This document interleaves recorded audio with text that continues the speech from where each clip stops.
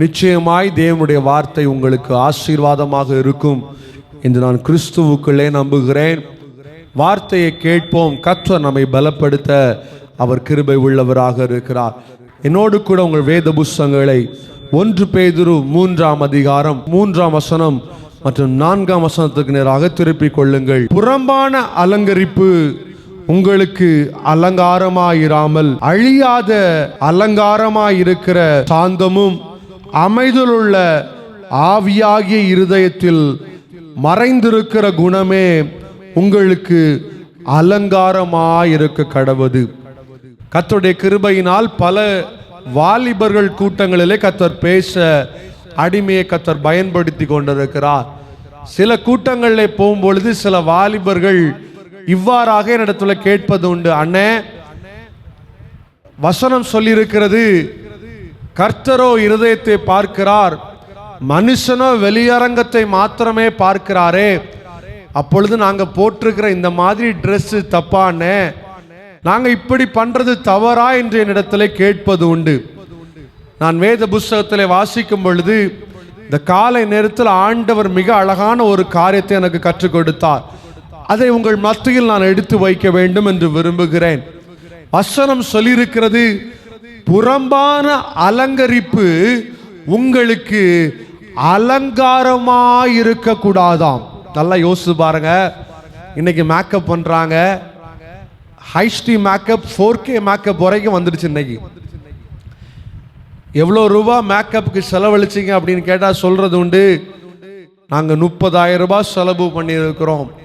திருமணத்திற்கு சாப்பாடு நல்லா இருக்குதோ இல்லையோ, ஆனால் மேக்கப்புக்கு செலவு பண்ணுற காசு லட்சக்கணக்கிலே செலவிழ்த்து கொண்டிருக்கிறார்கள். கேட்டால் ஒரே ஒரு காரியம் பிள்ளைங்க அப்பா அம்மா கிட்ட சொல்லுவாங்க, ஒரே ஒரு நாள் தானே அதை பயன்படுத்துகிறோம், இனி வாழ்க்கையில் அதை பயன்படுத்த போகிறோமா? புறம்பான அலங்கரிப்பை அவர்கள் உற்சாகத்தோடு ஏற்றுக்கொள்கிறார்கள். என்னதான் மேக்கப் போட்டாலும் அடுத்த நாள் காலையில் சாதாரண தண்ணியில் ஃபேஸை வாஷ் பண்ணாங்க அப்படின்னா எல்லாம் கரைந்து போய்விடும். வசனம் சொல்லுகிறது, புறம்பான அலங்கரிப்பு உங்களுக்கு அலங்காரமாயிராமல் அழியாத அலங்கரிப்பாயிருக்கிற சாந்தமும் அமைதலுள்ள ஆவியாகிய இருதயத்தில் மறைந்திருக்கிற குணமே உங்களுக்கு அலங்காரமாய் இருக்க கடவது. சாந்தமாய் இருக்கிறத ஆண்டவர் விரும்புகிறார். அமைதலுள்ள இருதயம். நிறைய பேரை பார்க்கும்பொழுது இதுல ஒரு பெரிய குழப்பத்தையே உண்டு பண்ணி விட்டுருவாங்க. சபைக்கு வரும்போது எந்த ட்ரெஸ் போட்டு வரணும் தெரியல, ஸ்கூலுக்கு மாத்திரம் நல்ல யூனிஃபார்ம் இருக்குது. இப்போ நல்ல காலேஜில் படிக்கிற பிள்ளைகளுக்கு தெரியும், ஸ்கூலில் படிக்கிற பிள்ளைகளுக்கு தெரியும், ஸ்கூலுக்கு என்று ஒரு யூனிஃபார்மை வைத்திருக்கிறார்கள். அந்த யூனிஃபார்ம் இல்லாம ஸ்கூலுக்குள்ள டீச்சர்ஸ் அலோவ் பண்ணுவார்களா? இல்லை. காலேஜ் ஸ்கூல்ல சாதாரண ட்ரெஸ்ஸை போட்டு போன அலோவ் பண்ணுவாங்களா? அலோவ் பண்ண மாட்டாங்க. ஆண்டவருக்கும் அவர் சில திட்டங்களை, சில குணாதிசயங்களை, இப்படிதான் இருக்கணும், மனுஷன் இப்படிதான் வாழணும், அவன் ட்ரெஸ் போட்டா இப்படிதான் இருக்கணும், அப்படி என்று ஆண்டவர் சில காரியங்களை வைத்திருக்கிறார். வேத புஸ்தகத்தில் வாசிக்கும் பொழுது துணியிலால ஒரு இடத்துல பிரச்சனை வருது. எங்க வருது? பழைய ஏற்பாட்டின் புஸ்தகத்தை வாசிக்கும் பொழுது யாக்கோபுக்கு அழகான ஒரு மகன் இருக்கிறான், அவனுடைய பேர் யோசேப்பு. வேத புஸ்தகம் அவனை குறித்து சொல்லும் பொழுது மிக அழகாக சொல்லப்பட்டிருக்கிறது. அவன் எல்லா பிள்ளைகளை காட்டிலும், யாக்கோபு எல்லா பிள்ளைகளை காட்டிலும் யோசேப்பை ரொம்ப அதிகமா அவன் நேசிக்கிறான். நேசிக்கிறபடியினால ஒரு அழகான ட்ரெஸ் அவனுக்கு கொடுக்குறாங்க. நம்முடைய அம்மா அப்பா இருப்பாங்க, உங்களுக்கு பிள்ளைகள் இருக்கும், பிள்ளைகளுக்கு பிறந்த நாள் வரும் பொழுது அவங்களுக்கு பிடிச்ச ட்ரெஸ்ஸை எடுத்து கொடுக்குறோம். ஒரு கடைக்கு போனால் பிள்ளைங்க எதை ஆசைப்படுறாங்களோ அதை வாங்கி கொடுக்குறோம். இது என்னுடைய மகளுக்கு நன்றாக இருக்கும், இது என்னுடைய மகனுக்கு நன்றாக இருக்கும், இது என்னுடைய பிள்ளை போட்டுட்டு போனா ரொம்ப அழகா இருக்கும், ட்ரெஸ்ஸை பார்த்து பார்த்து வாங்கி கொடுக்கிறோம். யாக்கோபு இதே போல தன்னுடைய மகனுக்கு அழகான ஒரு ட்ரெஸ்ஸை அன்பளிப்பாக கொடுக்கிறாரு. ஒரு பலவர்ண அங்கிய அன்பளிப்பாக கொடுக்கிறார். கூட இருந்த அண்ணன் தம்பிக்கெல்லாம் பயங்கர பொறாம வந்துடுச்சு. என்னுடைய அப்பா எனக்கு கொடுக்காம நானும் அவருக்கு பிள்ளை அல்லவா, நானும் அவருக்கு பிள்ளை தானே, ஆனால் என்னை நேசிப்பதை காட்டிலோ யோசேப்பை அதிகமாய் நேசித்து விட்டாரே. தம்பிக்கு மேல பொறாம வருகிறது, தம்பிக்கு மேல எரிச்சல் வருகிறது. அது நிமித்தமாக ஒரு பெரிய ஒரு பாவத்தை செய்கிறார்கள். அவனை தூக்கி ஒரு பெரிய குழியில போட்டுட்டு அவன் போட்டிருந்த அந்த ட்ரெஸ்ஸை எடுத்து அதுல ரத்தத்தெல்லாம் பூசி அப்பா கிட்ட கொண்டு வந்து காட்டுறாங்க. தம்பி மரித்து விட்டான், பொய் சொல்லுகிறார்கள். துணியினால இன்னைக்கும் பயங்கர பிரச்சனை. எத்தனையோ பிரசங்கங்களை கேட்கும் பொழுது ஆடைகளை குறித்து எத்தனையோ ஊழியக்காரர்கள் பேசுவதை நாம் இன்னைக்கு கேட்க முடிகிறது. வேத புஸ்தகத்தில் வாசிக்கும் பொழுது பழைய ஏற்பாட்டின் காலத்திலே யாத்திராகமத்தின் புஸ்தகம் 28ஆம் அதிகாரம் 6ஆம் வசனம் முதல் 8ஆம் வசனம் வரை வாசிக்கும் பொழுது ஆண்டவர் ஒரு மிக அழகான ஆடையை குறித்து அந்த இடத்துல சொல்லுகிறார். இந்த நாட்களில் சபைகளிலே ஊழியக்காரர்களை நாம் பார்க்கும் பொழுது சிஎஸ்ஐ திருச்சபைகளில அழகான அங்கி போட்டிருப்பாங்க. எங்க அவங்க போனாலும் ஊழியக்காரர் என்று சொல்லுகிறார் அளவிற்கு அந்த துணி மிக அழகாக இருக்கும். இதே போல பழைய ஏற்பாட்டின் காலத்திலே வேத புஸ்தகத்தில் ஆசரிப்பு கூடாரத்தில் தேவனுக்கு பணிவிடை செய்கிறவர்கள் ஒரு துணியை அணிய வேண்டும். அந்த துணியுடைய பெயர் என்ன தெரியுமா? ஆபோத் என்று எழுதப்பட்டிருக்கிறது. இன்னைக்கு நம்ம அங்கின்னு சொல்றோமே, ஒரு தேவனுடைய சபையில பிரசங்கம் பண்றவங்க சிஎஸ்ஐ திருச்சபைகளில் இன்றைக்கு அங்கேயே போட்டு தான் அந்த சர்வீஸை நடத்த வேண்டும்.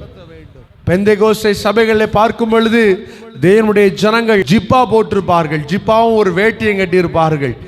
இதே ஒவ்வொரு இடத்திலே ஒவ்வொரு காரியங்களை அவர்கள் வைத்திருக்கிறார்கள். பழைய ஏற்பாட்டின் காலத்தில் ஆசரிப்பு கூடாரத்தில் தேவனுடைய ஜனங்கள் ஆண்டவரை ஆராதனை செய்ய வேண்டுமானால், பலி செலுத்த வேண்டுமானால், அங்கு இருக்கிற ஆசாரியர்கள் ஆபோத் என்கிற ஒரு துணியை அவர்கள் அணிந்திருக்க வேண்டும். நம்முடைய துணி எப்படியாக இருக்கலாம், எப்படி இருக்கணும், தேவன் எதை பிரியப்படுகிறார், இதுவரை உங்க வாழ்க்கையில இதை நம்ம தெரியாம வாழ்ந்திருக்கலாம். இதுவரைக்கும் நம்முடைய வாழ்க்கையில ஆண்டவர் நம்முடைய உடைகள் எப்படி இருக்க வேண்டும் தெரியாம நம்ம வாழ்ந்திருக்கலாம். ஏபோத்திலிருந்து சில முக்கியமான ரகசியங்களை உங்கள் மத்தியில் நான் எடுத்து வைக்க வேண்டும் என்று விரும்புகிறேன். வேத புஸ்தகத்தை கொண்டு வந்திருக்கிறவர்கள் யாத்திராகமத்தின் புஸ்தகம் 28ஆம் அதிகாரம் 6ஆம் வசனத்தை சத்தமாய் வாசிக்க கேட்போம். ஏபோத்தை பொன்னினாலும் இளநீல நூலாலும் இரத்தாம்பரை நூலாலும் சிவப்பு நூலாலும் திரித்த மெல்லிய பஞ்சு நூலாலும் விசித்திர வேலையாய் செய்ய கடவார்கள். ஏபோத் என்பது ஆசாரியர்கள் ஆசரிப்பு கூடாரத்தில் போட்டிருக்கிற வேண்டிய துணி. இன்னைக்கு நீங்களும் நானும் சபைக்குள்ள வரும் பொழுது எப்படிப்பட்ட ஆடையை நாம் அணிந்திருக்க வேண்டும், தேவன் எப்படிப்பட்ட ஆடையில் அவர் பிரியமாயிருக்கிறார். வேகமாய் இந்த வசனத்திலிருந்து சில காரியங்களை உங்கள் மத்தியில் எடுத்து வைக்க போகிறேன். முதலாவது ஒரு காரியத்தை எழுதப்பட்டிருக்கிறது. ஏபோத் என்பது அந்த ஆடையானது முதல்ல எப்படிப்பட்ட காரியத்தில் செய்யப்பட்டிருக்கும் தெரியுமா? பொன்னினால செய்யப்பட்டிருக்கும். ஆங்கிலத்தில் அதுக்கு என்னது? கோல்டு. இன்னைக்கு கோல்டுக்கு ரேட் எல்லாம் ஒவ்வொரு நாளும் ஏறிக்கொண்டே இருக்கிறது. ஆசரிப்பு கூடாரத்தில் இருக்கிற ஆசாரியர்கள் அந்த ஏபோத்தை எதனால செஞ்சிருப்பாங்க? பொன்னினாலே செய்திருப்பார்கள்.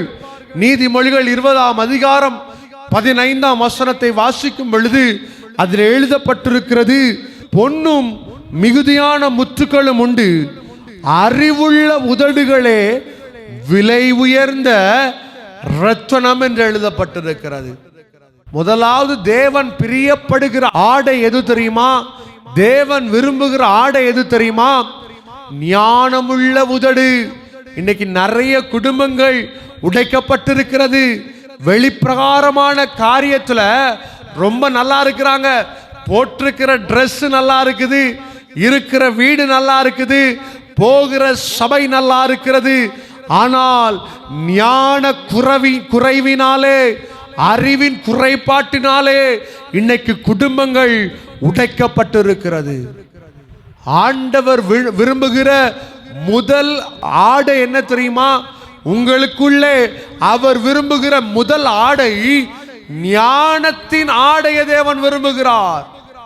அறிவு வேணும் இந்த உலகத்துல வாழ்றதுக்கு. சின்ன பிரச்சனையா தான் இருக்கும். புருஷன் பொண்டாட்டிக்குள்ள சின்ன பிரச்சனை தான் வரும். ஆனா அந்த பிரச்சனை அவங்களுக்குள்ளே பேசி இருந்தா ஈஸியா முடிஞ்சு போயிடும். ஆனா இந்த பிரச்சனைய 10 பேருக்கு போன் பண்ணி சொல்லுவான். மனைவி 10 பேருக்கு போன் பண்ணி சொல்லுவா. புருஷன் 10 பேர்கிட்ட சொல்லுவான். குடும்பம் 10 பேர்கிட்ட போய் நிற்கும். 10 நாட்களில் நல்லா இருக்கிற குடும்பம் சிதறுண்டு போகிறதை இன்றைக்கு நாம் பார்க்க முடிகிறது. காரணம் என்ன? அறிவின்மை, அறிவு குறைபாடு. ஞானத்தோடு இந்த உலகத்தில் நடக்க வேண்டும். ஞானம் இந்த உலகத்திலே மிக முக்கியமான காரியமாக இருக்கிறது. தாவீதினுடைய குமாரன் சாலமோன் வருகிறான். அவன் ஒரு வாலிபனாக இஸ்ரவேல் ஜனங்களை ஆளும்படியாய் தேவன் அவனை தெரிந்தெடுக்கிறார். ஆண்டவர் அவனிடத்துல ஒரு கேள்வி கேட்கிறாரு. உனக்கு என்ன வேணும் கேளு, நான் உனக்கு கொடுக்கிறேன். இந்த உலகத்துல என்ன வேணும் கேளு, நான் உனக்கு தருகிறேன் என்று ஆண்டவர் சொல்லுகிறார்.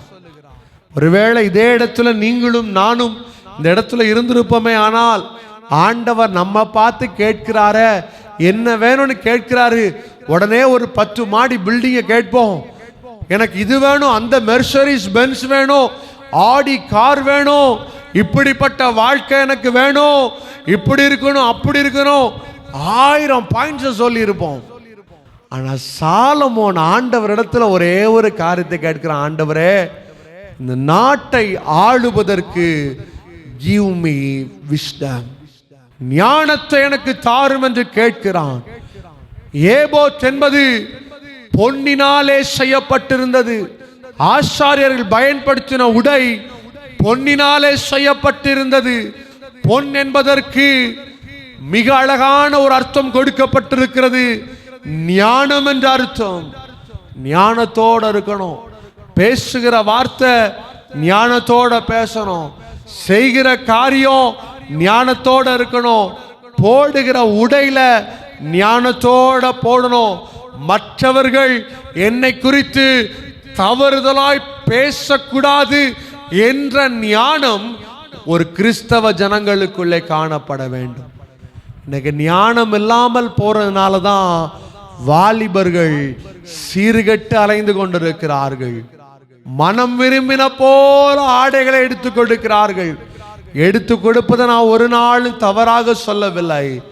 ஒரே ஒரு காரியத்தை புரிந்து கொள்ள வேண்டும். ஞானத்தோட போடணும். நான் இந்த உடையை போடுவேனானால் மற்றவர்களுக்கு என்னை குறித்த இச்சை இருக்கிறதா? மற்றவர்கள் என்னை குறித்து தவறுதலாக பேசுகிறார்களா? மற்றவர்கள் என்னை குறித்து ஏளனமாக பேசுகிறார்களா? ஞானத்தோடு வாழ வேண்டும். சாலமோன் ஆண்டவரிடத்தில் கேட்கிறான், ஆண்டவரே, அறிவை கொடுமப்பா, ஞானத்தை கொடு. இந்த நாட்டை ஆளுவதற்கு நீர் ஞானத்தை கொடுப்பீரானால் இன்றைக்கு ஒன்றுமில்லாமல் இருக்கலாம். ஆனால் இந்த ஞானம், நீர் கொடுக்கிற அறிவு இந்த நாட்டை உயிர்ப்பிக்கும், இந்த நாட்டை ரட்சிக்கும் என்று அவனுடைய சமூகத்தில் கேட்கிறான். அருமையான தேவ பிள்ளைகளே, முதலாவது ஆண்டவர் ஏபோத்திலிருந்து நமக்கு கற்றுத்தருகிற ஒரு மிக அழகான காரியம், அது பொன்னினாலே செய்யப்பட்டிருந்தது. ஞானத்தோடு நீங்கள் போடுகிற ஆடை இருக்க வேண்டும்.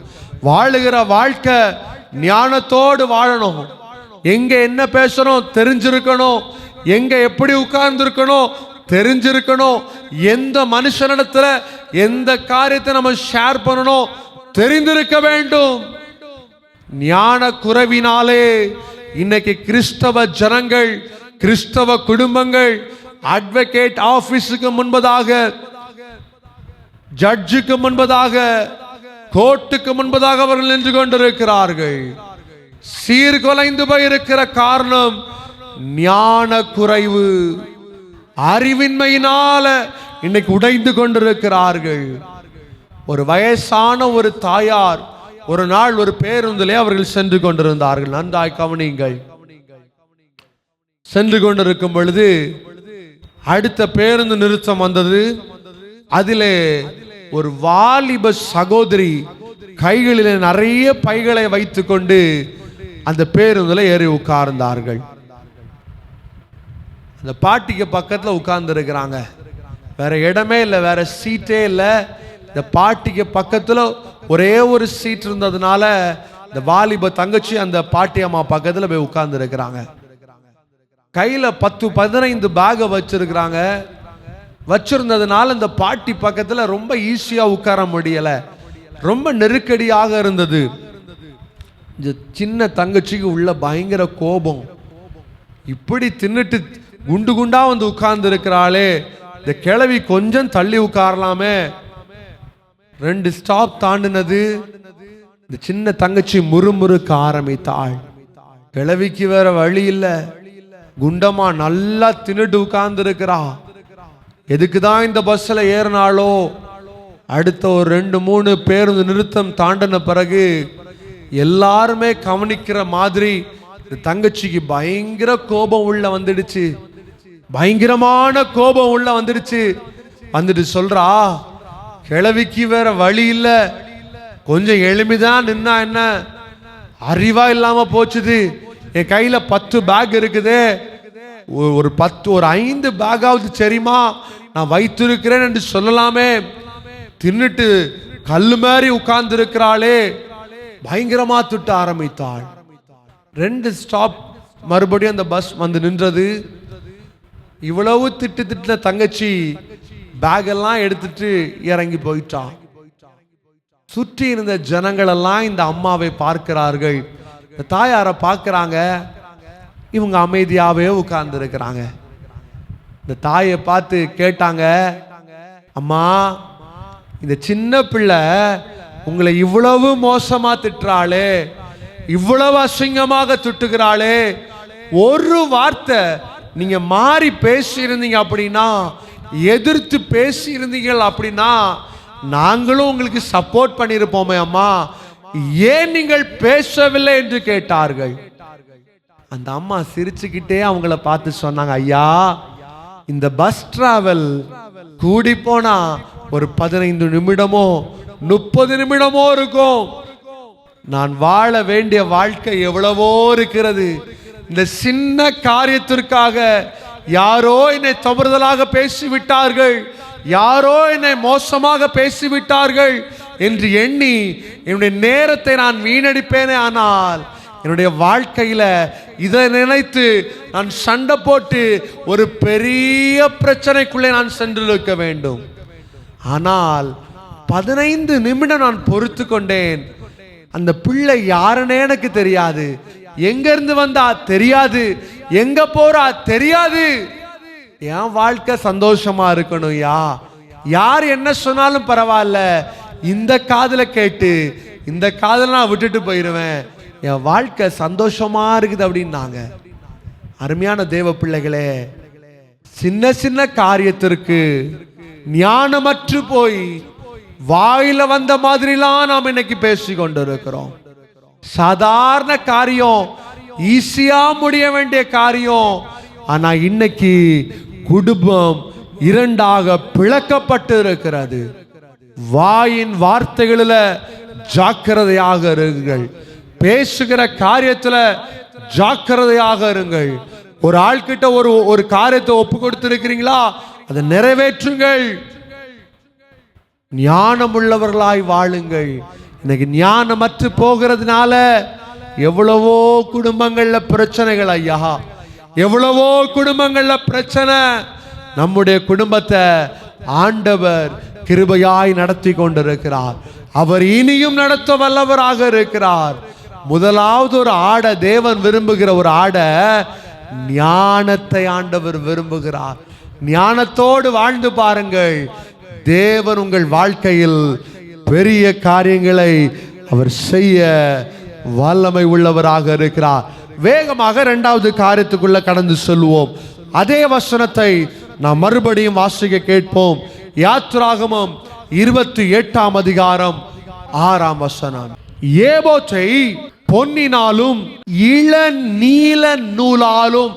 இரண்டாவது ஒரு காரியம், அந்த ஆடை எந்த கலர்னால செய்யப்பட்டிருக்கோம்?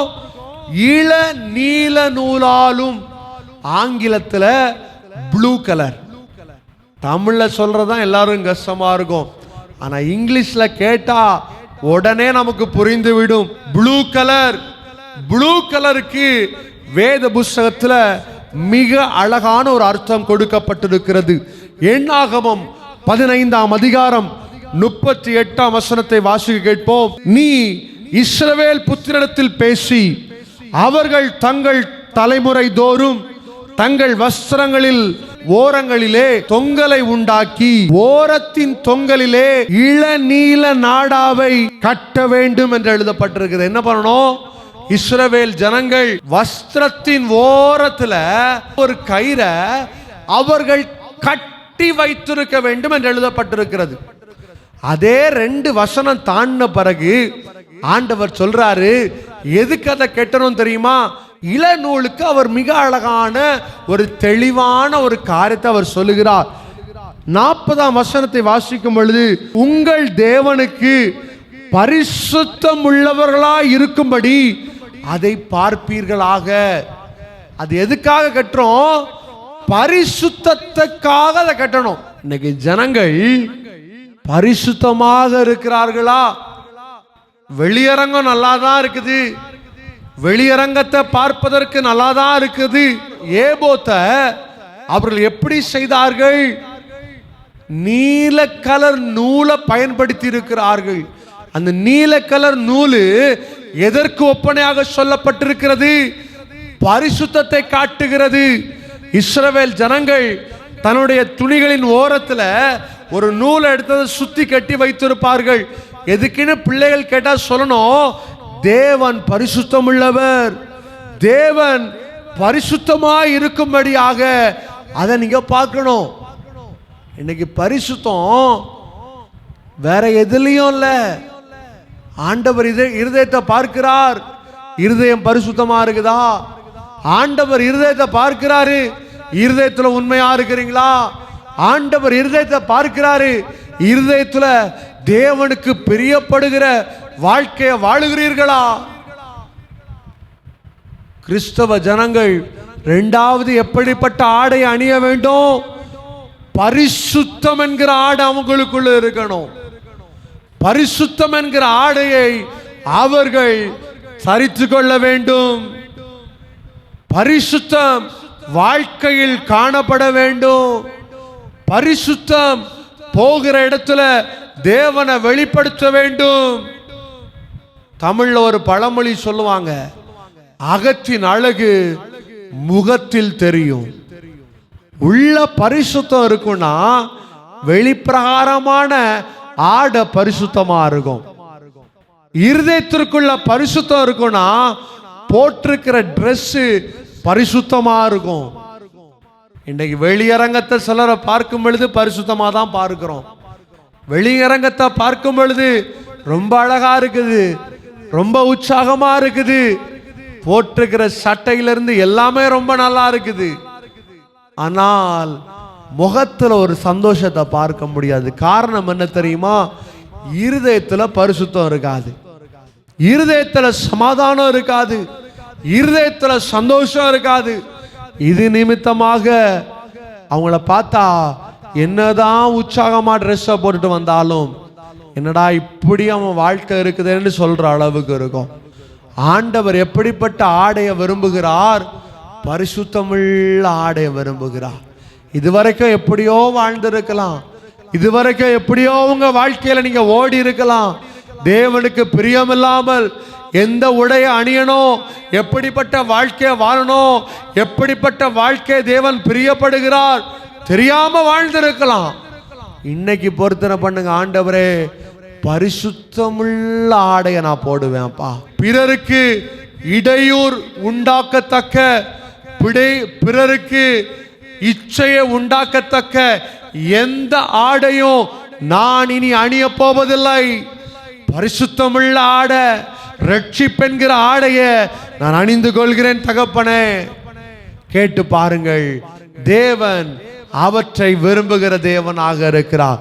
அடுத்த காரியத்திற்குள்ளே நம்ம வேகமாய் கடந்து சொல்லுவோம். அதே வசனத்தை வாசிக்கும் பொழுது அடுத்த ஒரு நூலை குறித்து ஆண்டவர் சொல்லுகிறார், இரத்தாம்பர நூல். எத்தனை பேருக்கு இரத்தாம்பரம்னா என்ன கலர்னு தெரியும்? எத்தனை பேருக்கு தெரியும்? ஆங்கிலத்தில் பர்பிள் கலர் என்று சொல்லுவார்கள். இரத்தாம்பர நூல் என்றால் என்ன? பர்பிள் கலர் என்ற அர்த்தம். அப்போஸ்தலரின் புஸ்தகம் 16ஆம் அதிகாரம் 14ஆம் வசனத்தில் சொல்லப்பட்டிருக்கிறது, அப்பொழுது தீயத்தீரா ஊராரும் இரத்தாம்பரம் விற்கிறவர்களும் தேவனை வணங்குறவளுமாகிய லீதியாள் என்று ஒரு சகோதரி இருக்கிறாள். நல்லா கவனிங்க, இரத்தாம்பரம் உடைய பத்தி என்ன சொல்லுது? They are worshippers of God. ஆங்கில வேத புஸ்தகத்தில் ரொம்ப அழகா எழுதப்பட்டிருக்கிறது, who was a worshipper of God என்று சொல்லப்பட்டிருக்கிறது. இரத்தாம்பரம் எதை காட்டுகிறது? தேவனை ஆராதிப்பதை காட்டுகிறது. அருமையான தேவ பிள்ளைகளே, முதலாவது பார்த்தோம், ஏபோத் என்பது மிக அழகான ஒரு காரியத்தை சொல்லுகிறது. பொன்னினால் செய்யப்பட்டிருக்கிறது. பொன்னுன்னா அர்த்தம் என்னது? அறிவு என்பது அர்த்தம். உங்க ஆடை எப்படி உள்ளதா இருக்கணும்? அறிவுள்ளதாக இருக்க வேண்டும். இரண்டாவதாக ஒரு கலரை குறித்து பார்த்தோம், ப்ளூ கலர், இளநூல் நீல் என்று சொல்லப்பட்டிருக்கிறது. அதற்கு அர்த்தம் என்ன? பரிசுத்தம். மூன்றாவதாக ஒரு காரியம் சொல்லப்பட்டிருக்கிறது, பர்பிள் கலர், இரத்தாம்பரை நூல். அதற்கு அர்த்தம் என்ன தெரியுமா? தேவனை ஆராதிக்கிற ஆடை உங்களுக்குள்ள இருக்கணும். இன்னைக்கு சபைகள்ல ஞாயிற்றுக்கிழமை யாரையும் பார்க்க முடியாது, வெள்ளிக்கிழமை ஆராதனையில பார்க்க முடியாது, சனிக்கிழமை உபவாச கூட்டத்தில் பார்க்க முடியாது, புதன்கிழமை சாயங்கால ஆராதனையில பார்க்க முடியாது. ஆனா எப்போ பார்க்கலாம்? ஈஸ்டர் ஆராதனையில பார்க்கலாம், குட் ஃப்ரைடே ஆராதனையில வருவாங்க, நியூ இயர் சர்வீஸுக்கு கண்டிப்பா வருவாங்க. எதுக்கு? வாக்குத்தத்த ஆராதனை. இந்த வாக்குத்தத்தம் தான் வருஷம் ஃபுல்லும் நம்மளை நடத்தணும். கண்ணை மூடிட்டு கிளி ஜோசியம் எடுக்கிறது போல ஒரு கிளிய போல முன்னாடி வந்து, கிளியே கிளியே இந்த காடு எனக்கு தானா, ஆண்டவர் இந்த வசனத்தை தான் எனக்கு கொடுக்கிறாரா, எடுத்து பார்த்துட்டு ஓ சந்தோஷம், நான் உன்னை கடற்கரை மண்ணை போல எண்ண முடியாத நட்சத்திரங்களை போல உன்னை ஆசீர்வதிப்பேன். எடுத்து பத்திரமா பாக்கெட்டில் வச்சுட்டு வீட்டில் போய் கண்ணாடிக்கு முன்பதாக அதை பத்திரமா ஒட்டி வச்சிருவாங்க. எதுக்கு தெரியுமா? ஒவ்வொரு நாளும் காலைல எழும்பி அழகான ட்ரெஸ்ஸை போட்டு வந்து முன்னாடி நின்றுட்டு, ஆண்டவரே இந்த வருஷம் இந்த வசனத்தை கொடுத்தீரே உமக்கு நன்றி. அதோட முடிஞ்ச வசனம். ஆண்டவர் எதை உங்க வாழ்க்கையில எதிர்பார்க்கிறாரு? ஆடை என்பது தேவனை ஆராதிக்கிறதை நமக்கு சுட்டி காட்டுகிறது. இரத்தாம்பர நூல் தேவனுடைய ஆராதனை நமக்கு எடுத்து காட்டுகிறது. அருமையான தேவ பிள்ளைகளே, ஆராதனை என்கிற ஒரு ஆடை உங்க வாழ்க்கையில இருக்க வேண்டும். போர் வீரர்கள் போர் செய்யும் பொழுது அவர்கள் ஒரு உடையை அணிந்திருப்பார்கள். அந்த உடை எப்படிப்பட்டதாக இருக்கும் தெரியுமா?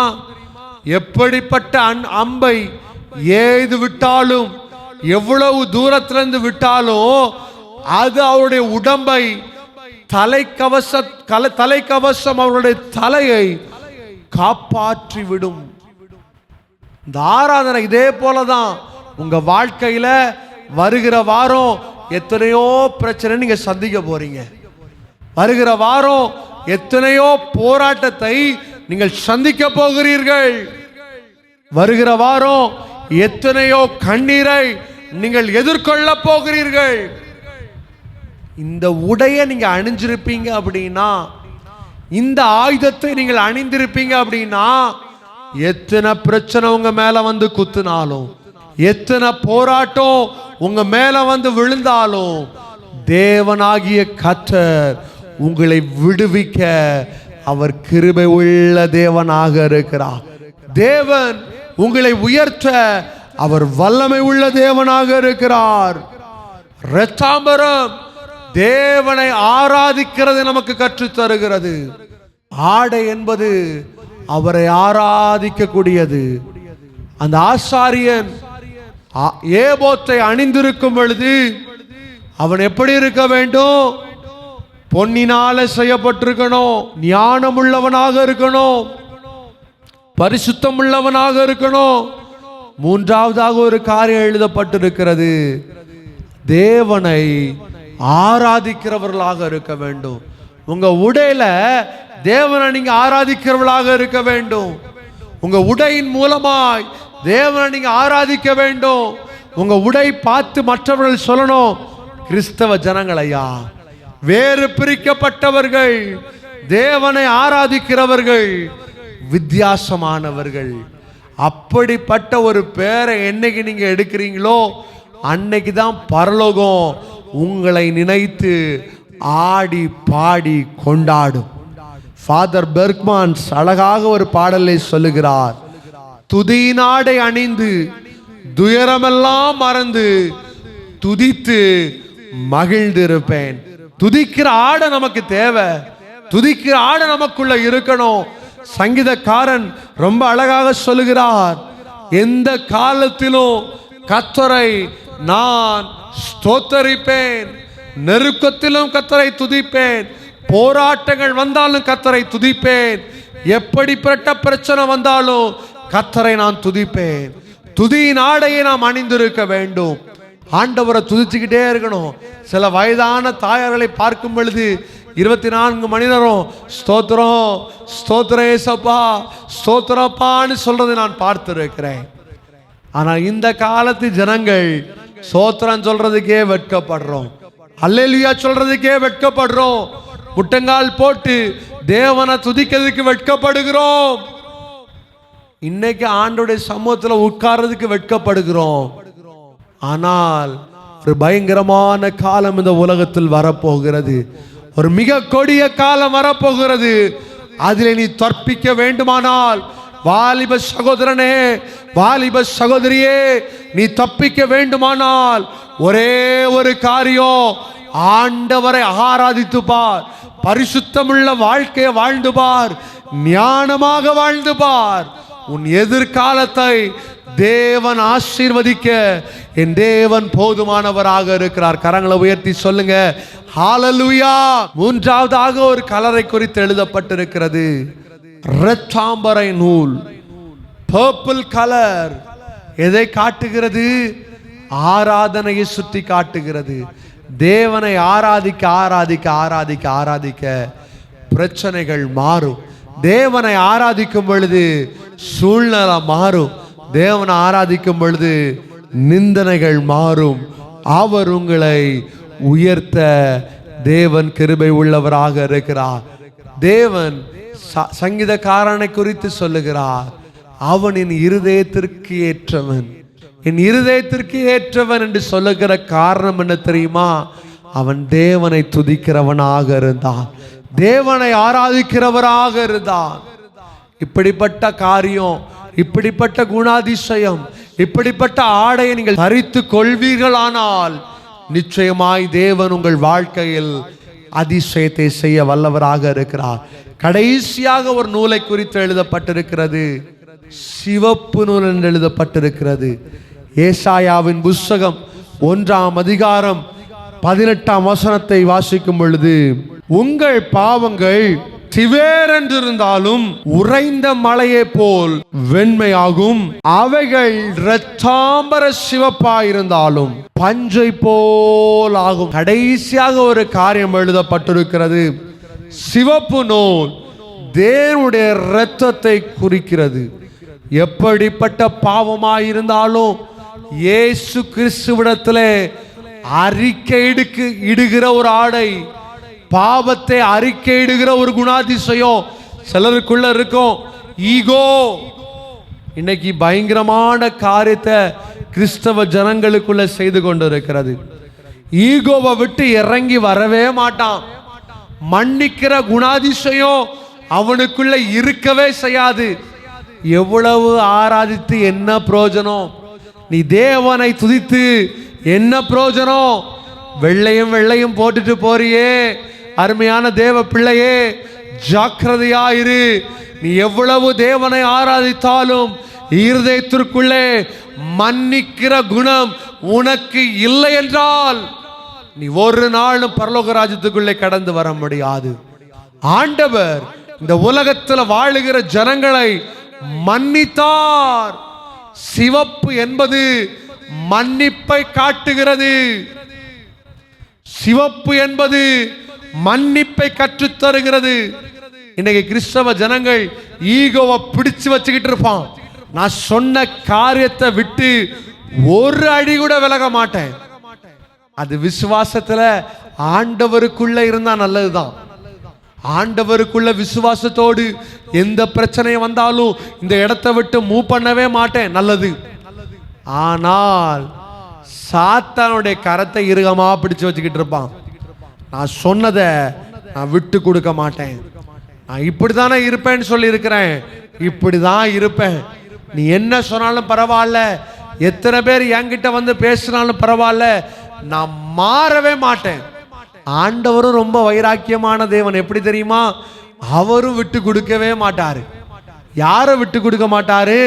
தன்னை நேசிக்கிற ஜனங்களை, உண்மையாய் ஆராதிக்கிற ஜனங்களை, உண்மை உள்ள வஸ்திரத்தை அணிந்திருக்கிற ஜனங்களை, மன்னிக்கிற உள்ளம் கொண்ட ஜனங்களை அவர் ஒரு நாள் விட்டு கொடுக்க மாட்டாரு. அவர்களை உறுதியாய் பிடித்துக் கொள்வார். ஒருவேளை இன்னைக்கு உங்க நிலைமை மோசமாக இருக்கலாம். உன்னை எதிர்த்தவர்கள், உனக்கு துரோகம் செய்தவர்கள், ஈகோவை பிடிச்சு நான் இப்படிதான் இருப்பேன்னு சொன்னவங்க இன்னைக்கு ரொம்ப சந்தோஷமா வாழலாம். அதை பார்க்கும் பொழுது ஒருவேளை உங்களுக்கு ரொம்ப கஷ்டத்தை கொடுக்கும். ஒருவேளை அதை பார்க்கும் பொழுது நம்ம வாழ்க்கையில, ஏனையா என் வாழ்க்கையில இப்படி பார்க்கணும், என்னை சபிச்சவங்க எல்லாரும் நல்லா இருக்கிறாங்களே, நான் எல்லாரும் நல்லா இருக்கணும்னு நினைச்சேன், ஆனா இன்னைக்கு அவங்க எல்லாம் நல்லா இருக்கிறாங்க, நான் இன்னைக்கு சாதாரணமா இருக்கிறேனே. ஆண்டவர் எப்படிப்பட்டவர் தெரியுமா? லேட்டா உங்க வாழ்க்கையை ஆசீர்வதித்தாலும், லேட்டா உங்க வாழ்க்கையில ஆசீர்வாதத்தை கொடுத்தாலும், லேட்டஸ்டா அவர் கொடுக்கிற தேவனாக இருக்கிறார். அபரிவிதமாய் ஆசீர்வதிக்கிற தேவனாக இருக்கிறார். சிலுவை மரத்துல ஆண்டவர் ஒவ்வொருத்தனையும் ஆண்டவர் மன்னிக்கிறாரு.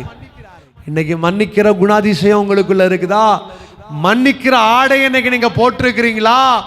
சபைக்கு போகிறவர்கள் இன்னைக்கு மன்னிக்கிற குணாதிசயம் இல்லையே, மன்னிக்கிற ஒரு ஆடையை அவர்கள் அணியவில்லையே. ஆண்டவர் அதை உங்க வாழ்க்கையில விரும்புகிறார். மன்னித்து பாருங்கள், நிச்சயமாய் அந்த ஆசரிப்பு கூடாரத்துல தேவனை ஆராதிக்கிற ஆசாரியர்களாகவும் லேவியர்களாகவும் கர்த்தர் உங்களை உயர்த்தும்படியாய் கர்த்தர் விரும்புகிறார். பழைய ஏற்பாட்டின் காலத்துல ஆசாரியர்கள் மட்டும்தான் அந்த பரிசுத்த ஸ்தலத்துக்குள்ள போக முடியும். ஆனால் இன்றைக்கு தேவன் உங்களுக்கும் எனக்கும் அந்த பாக்கியத்தை கொடுத்திருக்கிறார். கரங்களை உயர்த்தி சொல்லுங்க, ஹல்லேலூயா. அவரை ஆராதிக்கும்படியாய் ஸ்லாக்கியத்தை கொடுத்திருக்கிறார். தேவனை ஆராதிக்க வாரவங்க இந்த 4 விதமான ஆடையை நீங்க அணிந்திருக்க வேண்டும். இந்த 4 விதம் உங்க ஆடையில இருக்குதா? யோசித்து பாருங்கள். இந்த 4 குணாதிசயம் உங்க ஆடையில இருக்குதா? யோசித்து பாருங்கள். முதலாவது ஒரு காரியம், ஞானத்தோடு ஆடை அணிய வேண்டும். ஞானத்தோடு ஆடை அணிய வேண்டும். இந்த ட்ரெஸ் போடுறதுனால பிறருக்கு அது இடையூறா இருக்கக்கூடாது. இந்த ட்ரெஸ் நான் போடுறதுனால பிறருக்கு அது இச்சையாக மாறக்கூடாது என்கிற ஞானம் உனக்குள்ள இருக்கணும். வாலிப தம்பி தங்கச்சி கவனமாயிரு. இரண்டாவது ஒரு காரியத்தை பார்க்கிறோம். இளநூல் என்பது பரிசுத்தத்தை காண்கிறது. முதலாவது ஞானம் வந்துட்டாலே பரிசுத்தம் ஆட்டோமேட்டிக்கா வந்துடும். ஞானத்தோட ஒரு ட்ரெஸ்ஸை போட்டுட்டாலே அந்த ட்ரெஸ் எப்படி இருக்கும்? பரிசுத்தமா இருக்கும். மூணாவது ஒரு காரியத்தை பார்க்கிறோம். பரிசுத்தம் உனக்குள்ள வந்தாலே தேவனை என்ன பண்ண ஆரம்பிச்சிருவீங்க? ஆராதிக்க ஆரம்பித்து விடுவீர்கள். பரிசுத்தம் உங்களுக்குள்ள வந்துட்டுனா தேவனை துதிக்க ஆரம்பிச்சிருவீங்க. நாலாவது ஒரு காரியத்தை பார்க்கிறோம். தேவனை துதிக்க ஆரம்பிச்சுட்டா ஆட்டோமேட்டிக்கா தேவனை போல மாறி மற்றவர்களை மன்னிக்க ஆரம்பித்து விடுவீர்கள். இன்னைக்கு இந்த காரியம் இல்லாததுனால தான் ஒவ்வொரு மனுஷனும் ஒவ்வொரு ஜனத்தை குறித்து ஆடையின் நிமித்தமாய் குறை சொல்லி கொண்டிருக்கிறார்கள். இன்னைக்கு உங்க வாழ்க்கையில் ஒரு மாற்றம் வரப்போகிறது. இன்னைக்கு ஒரு மாற்றத்தை ஆண்டுடைய சமூகத்தில் பொருத்தனை பண்ணுங்க. தகப்பனே, இனி நான் போடுகிற ஆடை ஞானத்தோடு போடுகிற அப்பா, உம்முடைய ஞானத்தை எனக்கு தாரும், ரட்சிப்பை எனக்கு தாரும், பரிசுத்தத்தை எனக்கு தாரும், ஆராதிக்க பலத்தை தாரும்.